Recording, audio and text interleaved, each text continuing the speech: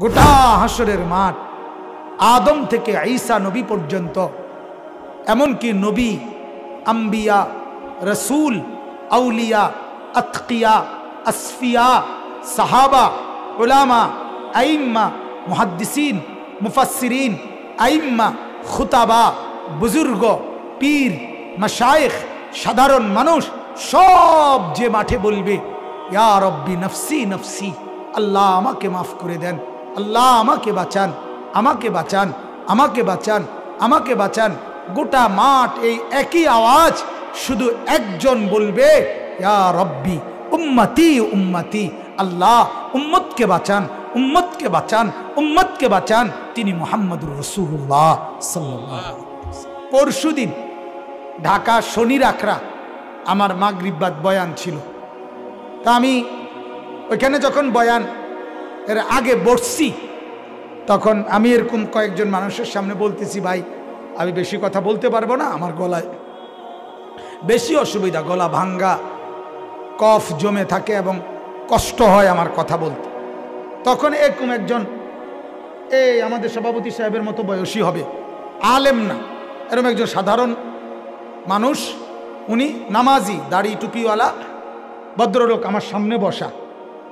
উনি আমার একটা কথা বলছে, ওইখানে বসা আর কি। আমার এই কথাটা আমার কাছে মনে হয়েছে পৃথিবীর লক্ষ কোটি ঔষধের চাইতে বড় সান্ত্বনা। কি বলছে উনি?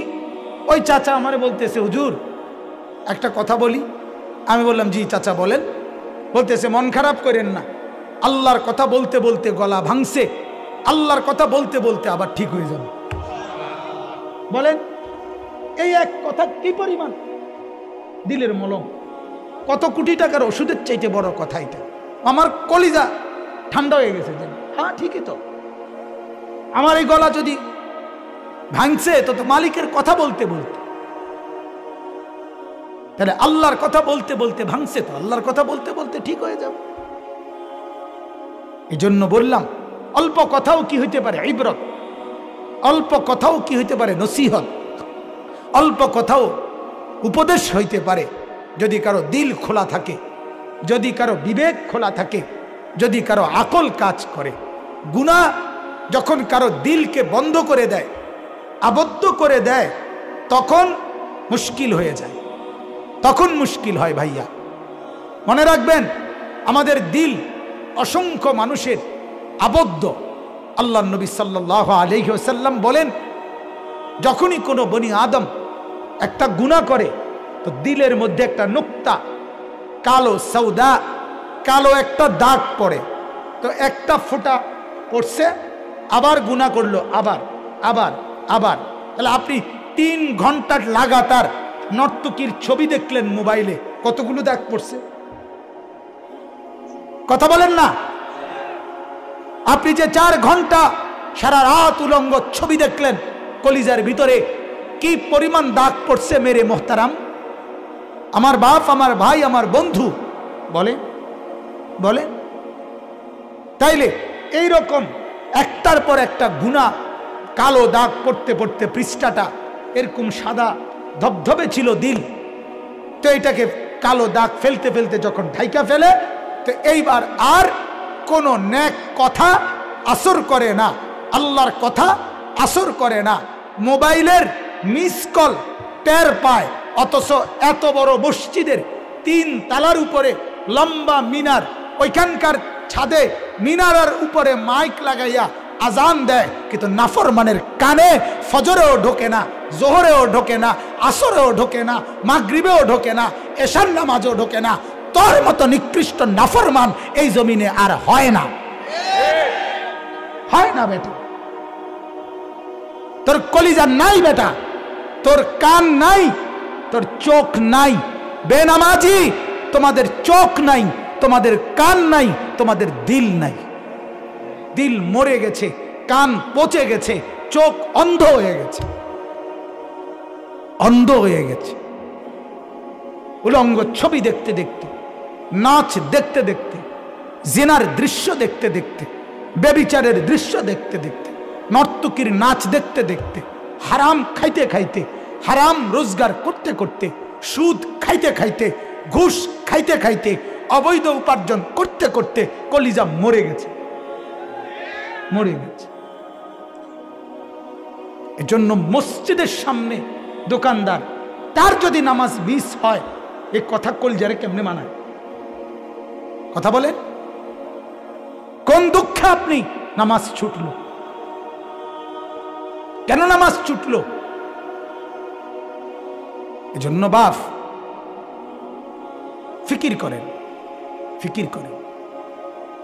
দিল সাফ বানান। আল্লাহ নবী সাল্লাল্লাহু আলাইহি ওয়াসাল্লাম বলেন, আলা ওয়া ইন্না ফিল জাসাদি লামুদগা ইযা সালাহাত সালাহাল জাসাদু কুল্লু ওয়া ইযা ফাসাদাত ফাসাদাল জাসাদু কুল্লু আলা ওয়া হিয়াল কলব। নবীজি বলেন, আমার উম্মত শোনো, প্রত্যেকটা মানুষের দেহে ভেতরে গোশতের একটা টুকরা আছে। কি আছে বলেন না? কি আছে? তো আল্লাহ নবী বলেন, এটা যদি ঠিক হয় তাহলে পুরা দেহ ঠিক হয়। এটা যখন নষ্ট হয়, পুরা দেহ নষ্ট হয়। আলা ওয়াহিয়াল কলব, শোনো আমার উম্মত, এটা কিন্তু নাম হলো কলব। এটাই দিল, এটাই হার্ট, এটাই হৃদয়, এটাই অন্তর, এটাই দিল, এটাই কলব। এটা যার ঠিক, পুরা দেহ ঠিক।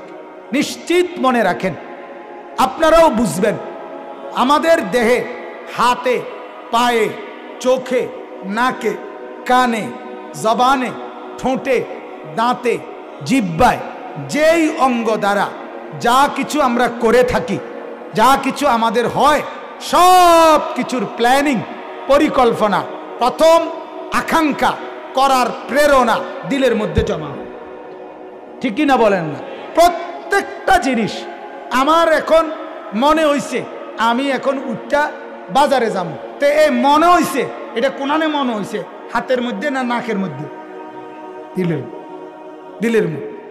আমার দিলে প্রথম আমার জিন্দেগির সব কিছু জমা হয়, এরপরে বিভিন্ন অঙ্গ প্রত্যঙ্গে সার্কুলার হয়, সরবরাহ হয়, পর যায় সবগুলো অঙ্গ। এই জন্য আল্লাহ নবী বলছে, এই কলব, এই দিল পুরা দেহের বাদশাহ। পুরা দেহের কি বলেন না? বাদশাহ, পুরা শরীরের বাদশাহ। এই দিল যার সাফ, পরিষ্কার, সেই দিল সারাক্ষণ তখন নেক কাজের জন্য ফুসলায়। সুবহানাল্লাহ। নেক কাজের জন্য প্রেরণা দেয়, নেক কাজের জন্য অনুপ্রেরণা দেয়। কারণ সাদা অন্তর যে, বিশুদ্ধ অন্তর যে, কলবে সালিম, পবিত্র অন্তর, নিরাপদ অন্তর, বিশুদ্ধ অন্তর। মেরে মোহতারাম, আল্লাহ তাআলা কোরআনে স্পষ্ট বলছেন, শুনতেছেন?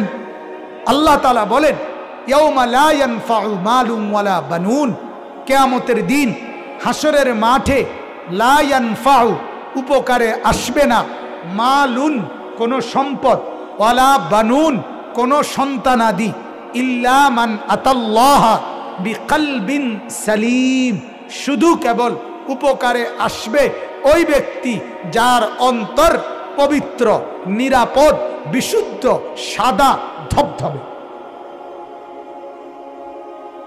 হ্যাঁ, এটা কোরআনের আয়াত। বিশুদ্ধ অন্তর, গুনাহমুক্ত অন্তর, পবিত্র অন্তর, বিশুদ্ধ দিল। যে দিল, হ্যাঁ, ভারতের এক বুজুর্গ শেখ মোহাম্মদ আহমদ সাহেব রহমতুল্লাহ আলাই 35 বছর দিলের মেহনত করছে। আল্লাহওয়ালা বুজুর্গদের সোহবতে থাইকা দিল সাফ করার জন্য। একদিন দিলের মধ্যে অনুভব হইছে যে সারাক্ষণ আল্লাহর কথাই মনে হয়, আখিরাতের কথাই মনে হয়, বন্দিগি আর ইবাদত করতেই মনে চায়। তখন হাত তুলে বলছে আল্লাহকে, শুকর হায় দর্দ দিল মুস্তাকিল হো গিয়া, अब तो शायद मेरा दिल भी दिल हो गया। আল্লাহ, আপনার শুকর, আজকে মনে হয় অন্তর আমার আলাদা হইছে আখিরাতের জন্য। আজই মনে হয় দিল আমার দিল হয়েছে, অন্তর আমার অন্তর হয়েছে। এটাকে মনে হয় অন্তর এখন, যে অন্তরে আল্লাহকে মনে হয়, রসুল্লাহ সাল্লাল্লাহু আলাইহি ওয়াসাল্লামকে মনে হয়, মদিনার রওজাকে মনে হয়, মক্কার কাবাকে মনে হয়, হারামাইনকে মনে হয়। হায়, হাদিসে আছে, আমার বাপ শুনেন, জোহরের নামাজের ওয়াক্তে মাঝে মাঝে নামাজের ওয়াক্ত হলেই আল্লাহর নবী সাল্লাল্লাহু আলাইহি ওয়াসাল্লাম বলতেন, ইয়া বেলাল কুম আরিহনা বিসসালাহ, ও বেলাল, আরে ওঠো না বেলাল, আজান দিচ্ছ না কেন? আজান দাও জলদি, বহু সময় হয়ে গেছে, মালিকের সেজদা দেই না, জলদি আজান দাও, সেজদা দিয়ে কলিজাটা ঠান্ডা করি। আরিহনা বিসসালাহ, বেচাইন হয়ে যেতেন, বেচাইন, অস্থির হয়ে যেতেন, কখন নামাজ পড়ো, কখন নামাজ পড়ো। বহু সময় হয়েছে সেজদা দেই।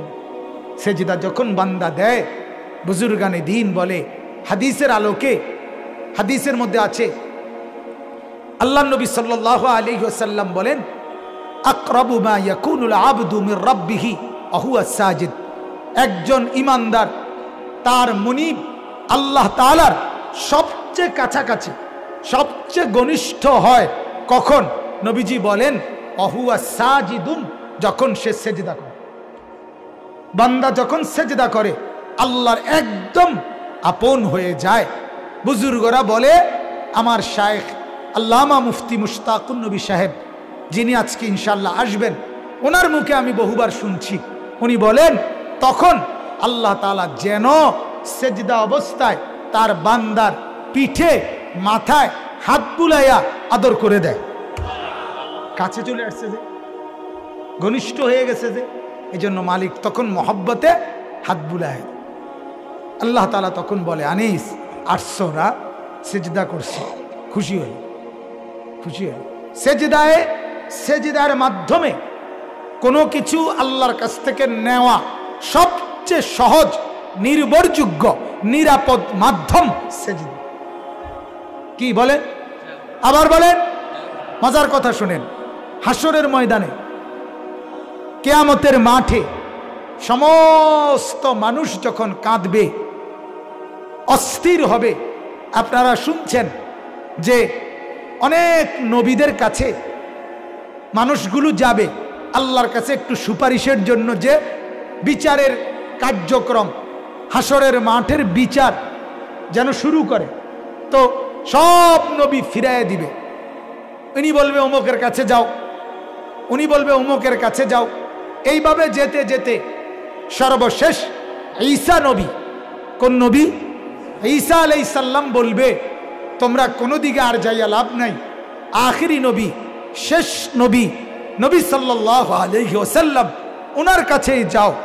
আজ যদি সুপারিশ করার কারো অধিকার থাকে হাসরের ময়দানে প্রথম, তো সেটা ওনারই কেবল আছে। কোরআনে আল্লাহ তাআলা আয়াতুল কুরসির মধ্যে বলছেন, মান যাল্লাযী ইয়াশফাউ ইনদাহু ইল্লা বিইযনিহি। মাতালারে মানে মুখ দিয়ে কইতারে না, মাতালারেন কা, মুখে কোন না, মুখে বল পড়েন না। আয়াতুল কুরসি, নবী সাল্লাল্লাহু আলাইহি সাল্লাম বলেন, একটি আয়াত, আয়াতুল কুরসি যেটারে বলে, যে ব্যক্তি সকালে পড়বে সন্ধ্যা পর্যন্ত, সন্ধ্যায় পড়বে সকাল পর্যন্ত, তার মৃত্যু হলে জান্নাতে যেতে বাধা ছিল শুধু মৃত্যুটা, মরছে জান্নাতে।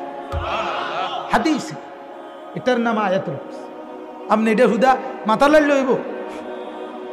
কথা বলেন না কেন? শিখবেন তো ইনশাআল্লাহ। এবছর তো ভাঙতি পড়ে গেছে, এখন নভেম্বর, জানুয়ারির 1 তারিখ থেকে ইনশাআল্লাহ। কি কর না, এবছর তার বেশি দিন নাই আর না, এখন থেকে ইনশাআল্লাহ বলেন ইনশাআল্লাহ। তো আল্লাহ তাআলা বলেন, মান যাল্লাযী ইয়াশফাউ ইনদাহু ইল্লা বিইযনিহি। রব্বুল আলামিন বলেন, হাসরের মাঠে আমি আল্লাহর অনুমতি ব্যতীত সুপারিশ করবে আমার কাছে এমন আছে কে? কেউ নাই। আমি অনুমতি ছাড়া কাউকে সুপারিশ করার অধিকার নাই। তো সব নবীর উম্মতরা যখন আমাদের নবী সাল্লাল্লাহু আলাইহি ওয়াসাল্লাম ওনার কাছে আসবেন, উনি বলবেন, হ্যাঁ আমি তোমাদের জন্য সুপারিশ করব, তোমরা অপেক্ষা করো, আমি আল্লাহর কাছ থেকে আগে সুপারিশের অনুমতি নেই। অনুমতি নিতে হবে নবীজি নিজেও, এরপরে বলবে। তো অনুমতির জন্য এই কথাটা আমি বলতে চাচ্ছি। হাদিসের মধ্যে আছে আমাদের প্রিয় নবী সাল্লাল্লাহু আলাইহি ওয়াসাল্লাম অনুমতির জন্য মাকামে মাহমুদ হাসরের মাঠে আল্লাহর নবী সাল্লাল্লাহু আলাইহি ওয়াসাল্লামের জন্য সম্পূর্ণ পৃথক জায়গা আল্লাহ তাআলা নির্ধারণ করবেন। ওই জায়গাটার নাম মাকামে মাহমুদ। কি নাম? ওই যে আজানের দোয়া পড়ি আমরা, ওয়াবাসহু মাকামাম মাহমুদা নিল্লাযী ওয়া'আদতা। এই যে মাকামে মাহমুদ, এইটা একটা হাসরের মাঠের একটা জায়গা যেখানে আল্লাহ তাআলা শুধু আমাদের নবী সাল্লাল্লাহু আলাইহি ওয়াসাল্লামের জন্য নির্ধারণ করেছেন। তো নবীজি ওই জায়গায় যাবে, গিয়ে এই সুপারিশের অনুমতি চাওয়ার জন্য আল্লাহর নবী আল্লাহ তাআলার কুদরতি কদমে ওই জায়গায় গিয়ে সেজদায় পড়বেন। এই কথাটা বুঝছি, বুঝছেন কি না? সেজদা দিবে, সেজদা নবীজি সেজদা দিবে। সেজদা দেওয়ার পর কাঁদতে শুরু করবে, চোখের পানি ফেলবে, আর আল্লাহর প্রশংসায় হামদ, কিছু প্রশংসার বাক্য আল্লাহ তাআলাকে শোনাবে, চোখের পানি ফেলবে, সেজদা দিবে, আর অনুনয় বিনয় করে, কাকুতি মিনতি করে, বিনয়ের সাথে আল্লাহর কাছে এই প্রশংসার বাক্যগুলো বলবে। তখন আল্লাহ তাআলা আরশ আজিম থেকে আল্লাহ তাআলা বলবেন, ও বন্ধু, সেজদা ভি মঞ্জুর, आंसू भी मंजूर, आजिजी भी मंजूर, तवाजु भी मंजूर। ओ बंधु, আপনার সেজদাও আমি গ্রহণ করলাম, চোখের পানিও আমি গ্রহণ করলাম, আপনার বিনয় কাকুতি মিনতি এটাও আমি গ্রহণ করলাম। ইরফা রাসাক, আপনি মাথা উঠান, সাল তোতা, আপনি বলেন আমি দেব, ইশফা তুশাফা, আপনি সুপারিশ করেন, আপনার সুপারিশ আমি গ্রহণ করব। চিনলেন না কাকে? চিনলেন সিনেমার নায়িকাকে, সিনেমার নায়ককে, চিনলেন টেলিভিশন, নাটক, সিনেমা, চিনলেন দুনিয়ার মানুষকে। যিনি কাঁদবেন, সেজদা দিবেন, সুপারিশ করবেন, তাকেই চিনলেন। গোটা হাসরের মাঠ আদম থেকে ঈসা নবী পর্যন্ত, এমনকি নবী, আম্বিয়া, রসুল, আউলিয়া, আতকিয়া, আসফিয়া, সাহাবা, উলামা, আইম্মা, মুহাদ্দিসিন, মুফাসসিরিন, আইম্মা, খুতাবা, বুজুর্গ, পীর, মাশায়েখ, সাধারণ মানুষ সব যে মাঠে বলবে, ইয়া রব্বি নফসি নফসি, আল্লাহ আমাকে মাফ করে দেন, আল্লাহ আমাকে বাঁচান, আমাকে বাঁচান, আমাকে বাঁচান, আমাকে বাঁচান। গোটা মাঠ এই একই আওয়াজ, শুধু একজন বলবে, ইয়া রব্বি উম্মতি উম্মতি, আল্লাহ উম্মতকে বাঁচান, উম্মতকে বাঁচান, উম্মতকে বাঁচান। তিনি মুহাম্মদুর রাসূলুল্লাহ সাল্লাল্লাহু আলাইহি ওয়াসাল্লাম। বলেন আলহামদুলিল্লাহ। কলিজার সবচেয়ে বেশি আপনজন হওয়া উচিত ছিল তিনি, ছেড়ে দিলেন ওনাকে। যখন বিড়ি সিগারেট খান তখন মনে হয় ওনার কথা? হ্যাঁ, তখন মনে হয়। তো যখন টেলিভিশনে, চা দোকানে নর্তকীর নাচ দেখেন, নাচ গান দেখেন, তখন মনে হয় মদিনার এই বন্ধুকে। কথা বলেন না কেন? ওই যুবক, যখন উলঙ্গ ছবি দেখো, নাচ দেখো, হিন্দি সিনেমার নায়িকা দেখো, তখন কি মনে হয় মদিনার বন্ধুকে? তাইলে কাকে দেখে, কার কথা ভেবে, কার পিছনে ঘুরে জীবন শেষ করলেন? অথচ আপনি চাইলেও মরতে হবে, না চাইলেও মরতে হবে। আপনি সম্পদশালী হলেও মরতে হবে, আপনি ভিক্ষুক হইলেও মরতে হবে, মোটা তাজা হইলেও মরতে হবে, চিকন হ্যাংলা পাতলা হইলেও মরতে হবে, সুঠাম স্বাস্থ্যবান সুস্থ হইলেও মরতে হবে, অসুস্থ বিমারি হলেও মরতে হবে। নিশ্চিত মৃত্যুবরণ করতেই হবে, হাসরের ময়দানে যেতেই হবে, মিজানের পাল্লায় দাঁড়াইতেই হবে, আমল নামা হাতে নিতেই হবে, ফুল সিরাত পার হতেই হবে। আজকের রাত যেমন সত্য, আজকের দিন যেমন সত্য, এর চাইতে বেশি সত্য সেই কথাগুলো। কিন্তু আমার বাপ কেন ভুলে গেলেন বলেন? আল্লাহ তাআলা আমাকেই নসিহত গ্রহণ করার তৌফিক দান করেন। ভাবেন, প্রত্যেকেই ভাবেন, এই ওয়াজ, এই নসিহত, এই ইন্তজামের মূল মাকসাদ কি? আপনাকে শুধুই কেবল প্রদর্শন, আমরাও বেড়া হইলে আমরার মসজিদ কমিটিও একটা মাহফিল করতে পারে, এটা দেখানো, ঠিক না? এটাই তো মাকসাদ।